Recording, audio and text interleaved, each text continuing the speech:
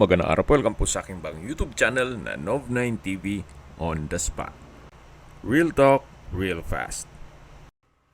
Nandito po tayo ngayon sa Esplendido, Tagaytay kung saan meron po tayong bagong video presentation. Isang house and lot na may swimming pool. May lot area po ito na 303 square meters at may floor area na 500 square meters. May frontage na 15 meters more or less. At ang orientation po is facing east. May overlooking view ng Taal Lake at Volcano. Then sa likod naman po ay meron pong fairway view. Nakabakod na po buong property at naka-landscape na rin po. May generator in case ng power interruption. Then additional na water tank. Ito po yung pasad. Napakaganda po ng disenyo. Ito po'y well-maintained kaya ready for occupancy. Tungkol naman sa dokumento nito, ito po'y titulado, buhay po ang may-ari kaya wala po kayong maging problema sa documentation o sa transfer ng title. At income generating din po ito. Pwede nyo pong gawing staycation business. Then, ipasok nyo po sa Airbnb. Ito po yung main door kung saan meron pong aluminum screen door at solid wood door. Dito po sa may hagdan ay meron pong abstract sculpture floor lamp. Then double high ceiling. Mula po dito sa living area, open concept lang po ito hanggang kitchen. Kaya maaliwalas po. Dito po ay may game table. 4-seater po yan. Ito po yung living area o salas. Lahat pong makikita nyong furnishings ay kasama po yan. Meron pong chandelier, naka-ceiling cove design, at may pin lamps. Meron din pong customized glass windows sa likod nito. Ito naman po yung dining area na may 10-seater dining set, wooden chair, then glass top. Sa taas po nito ay meron pong modern design na chandelier. Ito po yung formal kitchen. May breakfast nook, may island counter, then range hood, kitchen countertop, wall-mounted cabinet, brand new po ang refrigerator. Dito po yung kitchen countertop na may double stainless sink with faucet, may kitchen window, then may storage po ng kitchen utensils. Dito po sa island ay meron pong premium induction cooker. May stainless sink with faucet at range hood. May kitchen cabinet din po sa baba nito. So, ito po yung formal kitchen. Then, dito naman po sa side na to ay yung pantry. Na naka-glass door po siya. Kaya transparent kung ano man ang laman, makikita nyo kagad. So, dito naman po yung access door papunta sa dirty kitchen. At another door papunta man sa likod ng bahay. At ito po yung maid's quarter.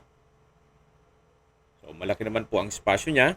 Meron pong dalawang glass window with blinds.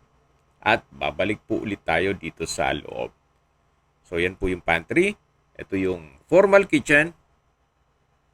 At galing na po tayo dyan kanina. Mula dito, tanaw natin ang dining area at living area. Pati yung hagdan. Ito naman po yung common toilet and bath. May bathroom countertop, shower enclosure, water closet with bidet, at may access din po ito dito sa isang bedroom. Dito po sa may water closet ay meron pong disenyo. Then may towel rack at meron din pong malaking vanity mirror. So kung meron man po kayong PWD or senior citizen sa pamilya, itong unang kwarto ang para sa kanila. Sa spasyo, malaki. Meron na rin pong brand new na split type aircon. May bed frame and mattress. At may customized glass window with blinds. Then dito po tayo dumungaw kanina. So ito po yung toilet and bath. So kung gusto nyo naman na isarado yan, pwede naman po para sarili na yung toilet and bath dito sa first bedroom. So depende po sa magiging setup nyo dito. Then, labas po tayo. So, yun ang first bedroom. Then, meron din po itong basement at may roof deck. Mamaya po iikutan natin yan. At kung sakali man po na may extra funds kayo, gusto nyo sa taas ang kwarto nyo, madali na lang po yan gawa ng meron na pong mga elevator. Mga nasa 500 to 1 million po ang presyo. Depende sa magiging disenyo. So, ito naman po yung swimming pool. Meron po itong hot and cold. Then, bagong palit din po ang tiles nito. Mula po dito sa swimming pool, ito naman po yung balkonahe na kung saan pag dumiretso po kayo dyan, yan po yung papunta sa dining area at kitchen. Then mula po dito, sa kabilang side po ay fairway na. So yan po yung dining area. Meron pong aluminum screen door at sliding glass door. Ito po yung tinutukoy ko na fairway view.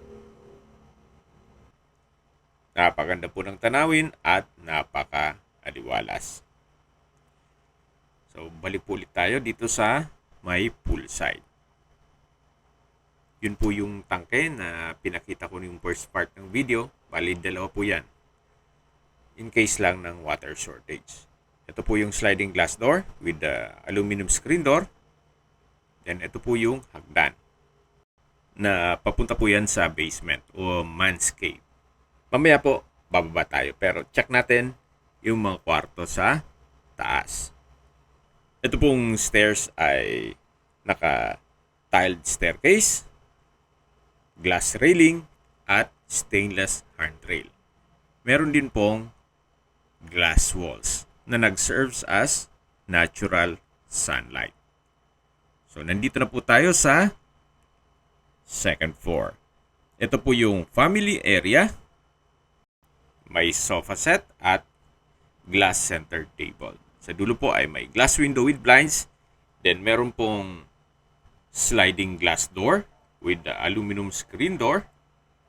Papunta man dito sa balkonahe. So mula po dito sa balkonahe, ito naman po ang view. Meron pong mountain view, fairway view, at hanggang sa dulo po yan. So balik po ulit tayo dito sa loob. Ito po yung family area. Yan po yung stairs na papunta naman sa roof deck o view deck. Ito po yung hallway at ito po yung open below. Yun po yung main door at meron pong glass window nag-serves as natural sunlight dito sa taas. Ito po yung second bedroom. Meron pong sofa bed, bed frame, mattress. Pulido naman pagkapintura ng ceiling at wall. May brand new na split type aircon. May wardrobe. Then glass window with blinds. Then Jack and Jill po itong toilet and bath. May shower enclosure, bathroom window, water closet with bidet. Then bathroom countertop with vanity mirror. At may hand basin. Ito naman po yung kabilang kwarto. So, yan po yung pangatlong kwarto na o room 3. So, sharing po ito, Jack and Jill. Yan po ulit yung second bedroom na may sofa bed. Labas na po tayo para check natin yung kabilang kwarto. Ito po ulit yung hallway at dito na po tayo sa third bedroom. Naka-solid wood door. Then, meron pong double deck. At sa dulo po may pull-out bed. May split type aircon. At ito po yung access door dito sa Jack and Jill na toilet and bath. na kung saan dyan po tayo galing kanina. Okay, ito po yung third bedroom. Yan po ulit yung hallway. Yan yung open below. At ito po yung daan naman papunta dito sa fourth bedroom. Naka-solid wood door. Then may bed frame and mattress. Maganda ang pagkapintura ng ceiling at wall. Meron pong wooden design na tile flooring at may wardrobe. May brand new na split type aircon. At ito po yung toilet and bath. May shower enclosure. Then nano block overhead shower. May bathroom window. Water closet with bidet. Bathroom countertop with hand basin and vanity mirror. Naka-tiled bathroom wall na rin po ito.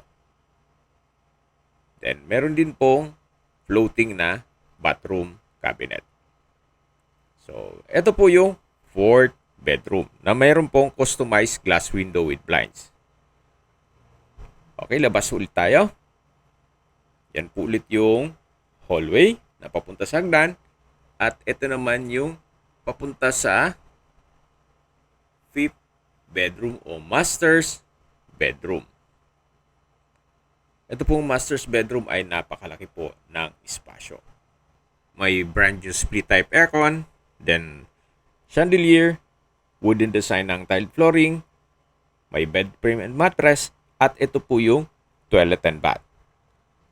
Naka-tile bathroom wall from floor to ceiling, may water closet with bidet, then shower enclosure, overhead shower, then may stainless handrail for elderly.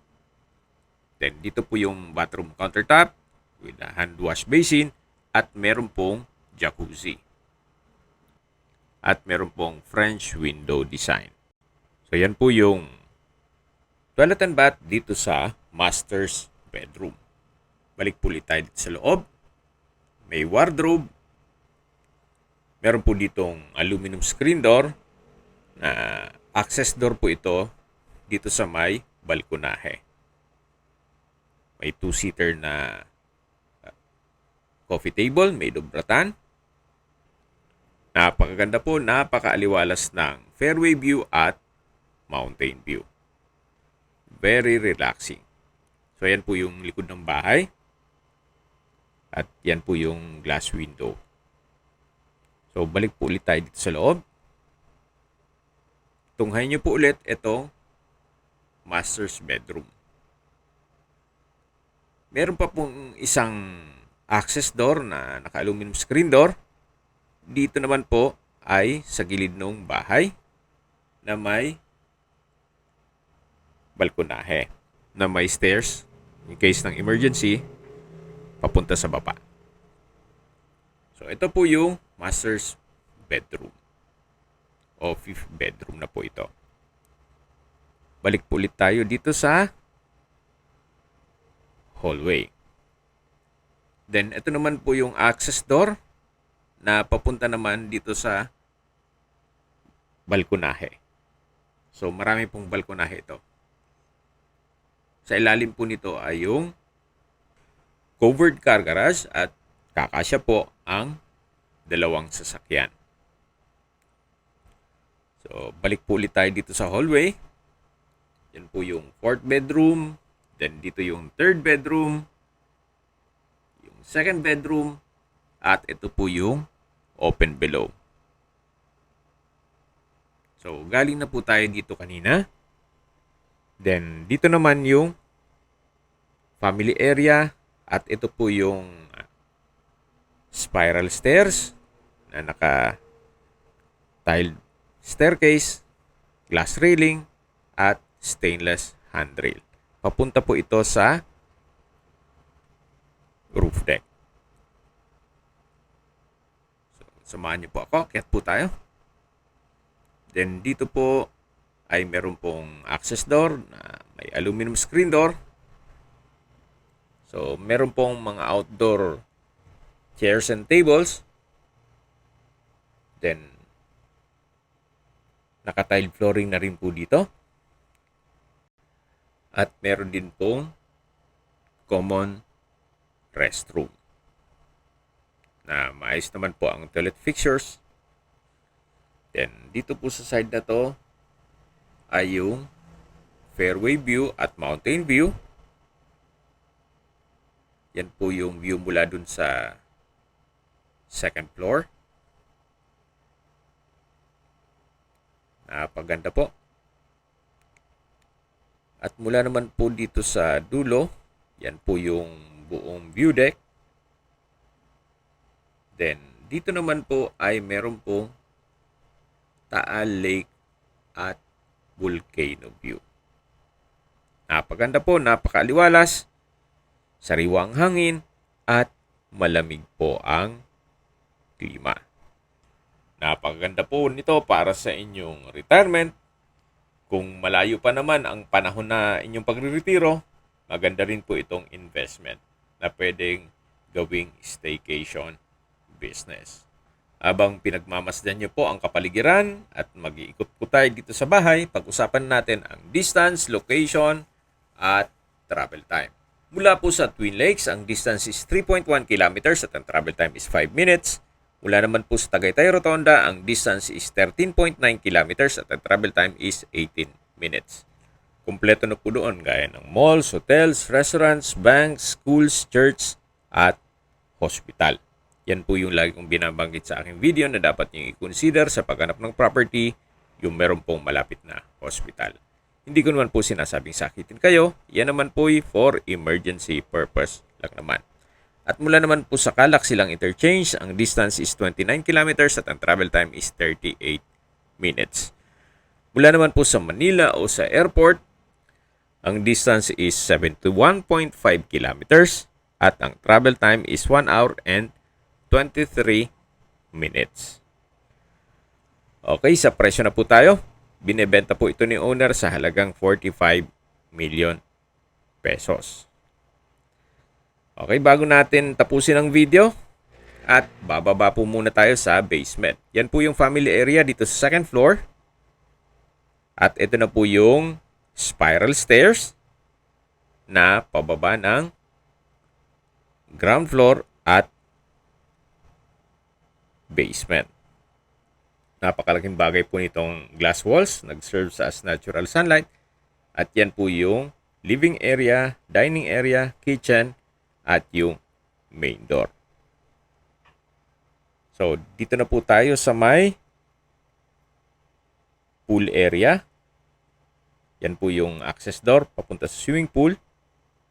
At ito na po yung spiral stairs papunta sa man cave or basement. Ito pong hagdan ay naka-tiled staircase na rin siya. Then naka-stainless handrail. So malaki naman po ang espasyo dito. Meron pong metal rack. Then common toilet and bath. At maayos naman ang toilet fixtures. Naka-tile bathroom wall. Ito po yung first bedroom na may split type aircon. Napakalaki po ng espasyo. Ito naman po yung entertainment area. May billiard table, brand new aircon, then meron din pong music room at game room. May bar din po siya. At dito naman yung access door na papunta po ito sa may garahe. So yan po, lahat pong espasyo ay nagamit po nila. Wala pong nasayang. So nasa inyo na po kung anong assessment nyo dito sa property. Kung may mga katanungan po kayo, tawag lang po kayo sa aking numero. At sa mga kababayan naman natin nasa ibang bansa, meron po akong Telegram. Sa mga iPhone user naman, may iMessage. Meron din pong Imo, Skype, Viber at WhatsApp. Same number lang po, 0917-316-3399. Sa mga nagtatanong naman po ng aming Facebook, meron po kaming Facebook page na Nov9TV at Facebook Reel Video. Meron din pong TikTok at Instagram. May ibang YouTube channel po kami na The Nov9 TV channel, Nov9 TV Listings, at Nov9 TV Official. Salamat po sa panunod sa aking mga videos. Ingat po kayo lagi.